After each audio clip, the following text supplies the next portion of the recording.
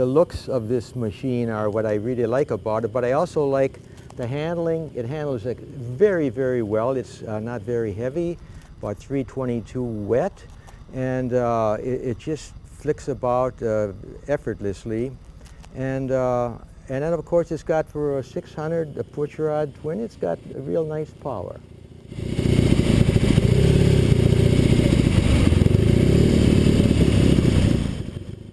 Hello, my name is John Zainer, and you're looking at a 1956 Norton Dominator 99.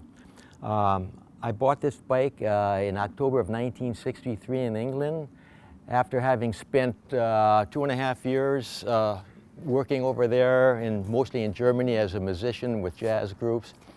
But I decided I wanted to buy a bike that looked like a Manx Norton. I had seen a lot of Grand Prix racing over there. And of course, in the 500 class and even the 350, most of the bikes were Manxes or G50s or AJS 7Rs. And I wanted that look.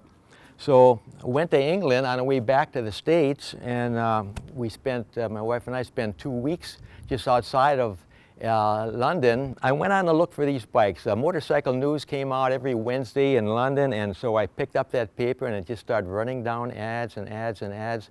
And finally, I ended up about 50 miles west of London at a pig farmer who had this in his barn. It had the clip-ons, the aluminum engine plates, a tank similar to this, except that it was fiberglass, and the matchless mufflers. Other than that, everything else that you see on this motorcycle, I added over the years. The modifications I did on this bike include G50 matchless rear hub and brake, Works Performance shocks, especially built for replica bikes, and of course the oil tank is another item which I added. I used to have the oil tank on the side, steel tank on the side, and toolbox on the left, and now it has a central mounted Manx style tank that was built by Chuckson Basilden, and that works really well. In 1969, I was back in England for a while, and I found this brake at Frank Robinson in Birmingham. He did a lot of work for Colin Seeley, and in those days that was sort of the end of the big brake era before they went to discs. And so this is a twin leading shoe on each side, so it's a 4-shoe front brake, works very well. Of course, I had to make these plates. I made these by hand out of 1/4-inch aluminum, and of course tricked it out a little by putting a few air holes in there. And but it works really, really fine. The front fender, I was so happy to find this. I got this actually in around 1966 through a friend in England, and this is from John Hartle, who was a famous road racer from Great Britain at that time. And so I've got a genuine Manx front fender blade, and the number plate and windshield. This is probably from the last of the Manxes, which was probably in 1962, because some of the other ones just had a screen, a fly screen. So this, I think, is the last of the Manx number plates of this type. When I bought the bike, it had rear sets, but what the previous owner had done, he had just simply used a stock shift lever and had it coming over backwards, and it was pretty uncomfortable, and it didn't work so well. So I bought a John Tickle modification. John Tickle was selling a lot of things in the 60s. And so you've got Heim joints here, so there's not a lot of play in it, and then it works really quite well. And also comes around to the Kickstarter, and so I can always kick it over with those rear sets on there.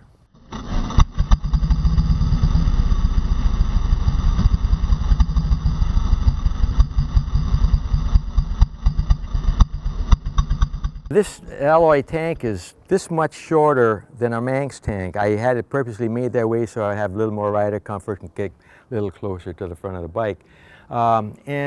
This is a piece that my wife made for me and sewed. It's a chin rest or breast pad, whatever you want to call it. If I want to get down aerodynamically, I can get my head down pretty low behind the windscreen. This triple clamp is actually aluminum. That's also a John Tickle aftermarket. And I painted it black, of course, to go with the decor of the rest of the bike.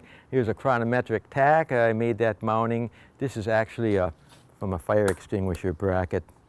And And then, of course, the top nuts, these are also aluminum. So I did everything in my power to get the bike to lose weight, and presently with 2 gallons of fuel in the tank and oil, it weighs in at 322 pounds. So a dry weight would be somewhere around 3.8, 3.10, maybe just a few pounds more than a Manx.